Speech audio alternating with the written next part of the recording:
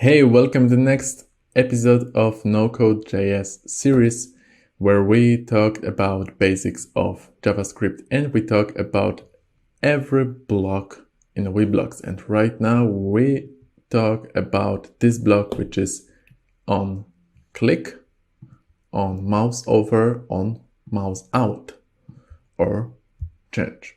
So we are setting up triggers.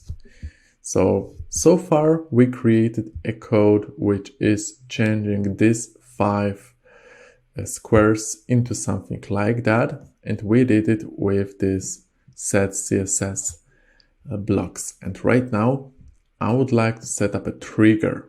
So far this was triggered on page load. So when page was loaded, it triggered this set CSS. And right now I want to trigger click into class square.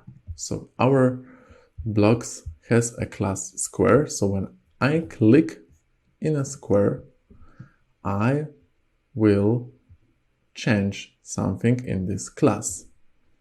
Let's say that we want to set background blue to class square. Okay, right now when I will refresh it and when I click this, our square class is changed to blue. Okay, so right now I would like to show you how to change value on mouse over. Okay, right now when I've changed it, when I hover over this, it's automatically blue. So we don't even need to click in anything.